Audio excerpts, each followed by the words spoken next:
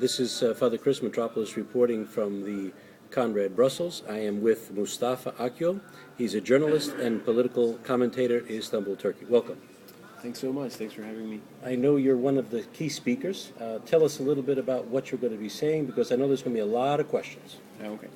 Well, as you said, I'm a political commentator in Turkey, and I follow what's happening in the country, and religious freedom is one of my key interest areas.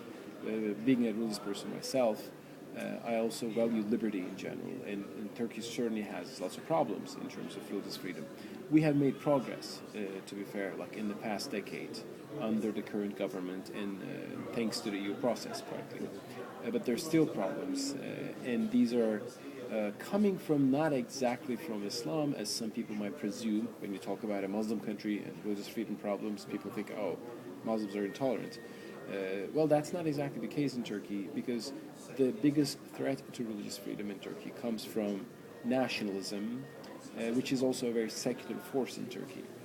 We have a tendency in all dialogue these days to want to put people in camps. I have a big problem with that, and we can't just sit down and have a conversation and talk about our issues.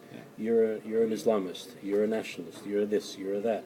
So it's good that you're unpacking this for our listeners. Go ahead. Certainly there's a problem with Islamism, which is an ideology. That, as a Muslim, I'm opposed to Islamism, because it's the idea to create an Islamic state, a so-called Islamic state, which is often very authoritarian, even totalitarian in some cases. So that's certainly a threat to religious liberty. But traditional Islam is not necessarily a threat to religious liberty.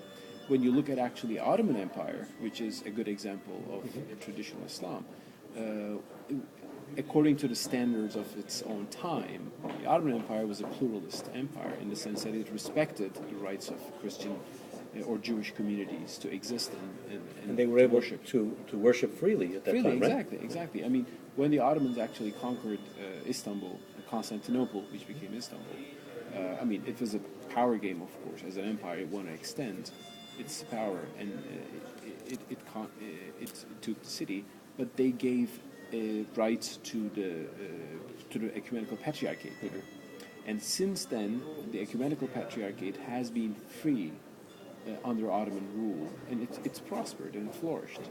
And the problem it faced, the problems it has faced, emerged more recently. First, when Turkey became a secular republic, and the secular republic wanted to control everything, including religious communities, and even created a fake rival church against the ecumenical patriarchate. We call the Turkish Orthodox Church, which is a totally state-manufactured alternative to the real ecumenical patriarchate.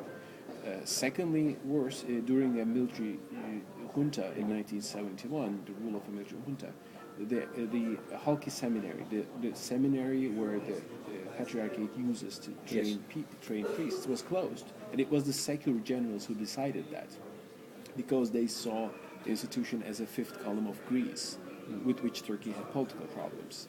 And now we are trying to dismantle this approach to Christian minorities as internal enemies, as some people call it in Turkey. And the people who call themselves that way are the nationalists, right, some of whom are very secular, not Islamic at all.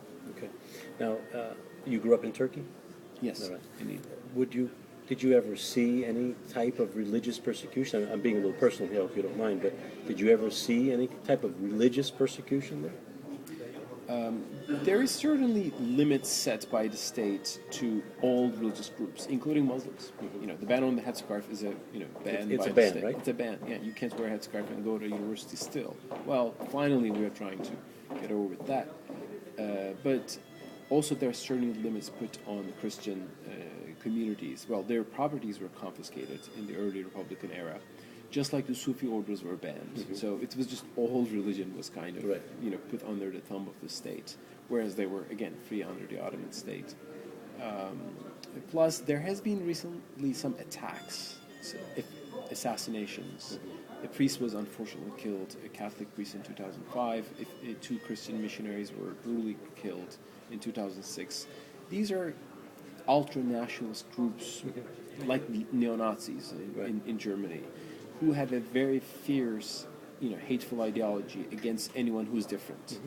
and it can be Kurdish, so they're Turkish nationals, so they hate the Kurds as well, although the Kurds are Muslim. Recently, a group like that threw a noose to me, personally, at a conference that I was giving, as a death threat, that we will hang you traitors when we come to power.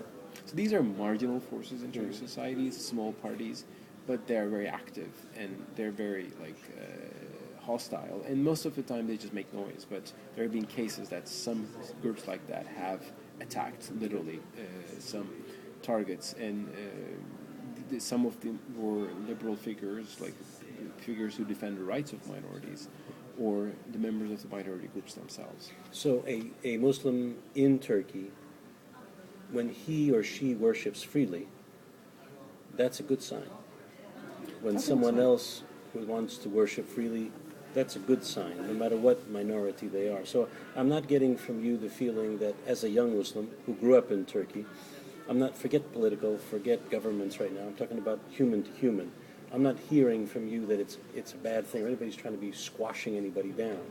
I see more of the human interest in the fact that this is a good thing, that people should be able to worship as they are and live as they should. Exactly. Actually, I mean, the idea that Christians should have the right to worship as Christians is a part of Islam. I mean, it's in the Quran that they have the right. Actually, it's in the Islamic tradition that if a Muslim marries a Christian lady, he's not supposed to stop her from going to the church. She would have that right to go. And that's in the Quran? Quran? In the Sharia. I mean, that's in Islamic law. Yeah. So, of course, there were limitations in Islamic law on Christian minorities. They were not equal citizens. Yes. You know, they were the zimmis, the protected people. So there were limitations on what they could do. And interestingly, these limitations grew over time, especially when Muslims had a conflict with the Crusaders. I mean, political conflicts added to the limitations on Christians. But one interesting story, which is mostly forgotten, is that the Ottoman Empire, as the seat of the Muslim Caliphate, gave Christians equal citizenship rights in mid-19th century with the Tanzimat reforms in the Ottoman Empire, which was an effort to create more an idea of an Ottoman citizenship. Jews and Christians earned the right, one right to be equal citizens, and hence you had lots of Ottoman non-Muslim minorities becoming Ottoman statesmen, like bureaucrats. And in the Ottoman parliament, 1/3 was non-Muslim. Interesting. So there was an effort towards pluralism and acceptance on basis of equality. But unfortunately, because of nationalism on all sides, that effort crumbled in World War I. And then Turkey arose. And Turkey's founders were very much inspired by the French Revolution and French Enlightenment, the ideas of Voltaire and Diderot, and they saw religion as an obstacle to progress. Religion of any kind, including Islam. And that put a lot of limitations on religious practice of all kinds. And now the good news is that the Muslim majority in Turkey, the more conservative practicing Muslims, they start to realize that if they want religious freedom, they should want religious freedom for everybody. Right. Makes sense. So that's why now we are hearing arguments from Muslim thinkers for the reopening of Christian churches, saying that, well, we want our places of worship. Christians should have their places of worship as well. They refer to the Ottoman tradition or Islamic law on the rights of non-Muslims, but also they refer to modern standards of international law and religious freedom as it is in the West. And that's, I think, something interesting and good about Turkey. Finally, one more thing. There are many people, unfortunately, since the 9/11 catastrophe that happened in New York and Pennsylvania and Washington, there are people who wonder why the nationalists get the press and the good, faithful Muslims, the people of Islam who are peaceful, who want to live with other people, who want religious rights. Why aren't they raising up? Why aren't they speaking? Why aren't the imams speaking? Why aren't they saying, "Hey, folks, this is a form of Islam that we don't subscribe to"? And I wonder if you could just address that, because I know our listeners ask that a lot. Actually, many clerics are speaking, and that's the interesting thing. There are many, quote-unquote moderate Muslims. I mean, that's a term, which is debated. I think Islam is by nature should be moderate. I mean, there's a theory of war, but I think that's a defensive idea in the first place, or it should be defensive. But anyway, many Muslims are speaking out, but they don't make the headlines. No, they don't.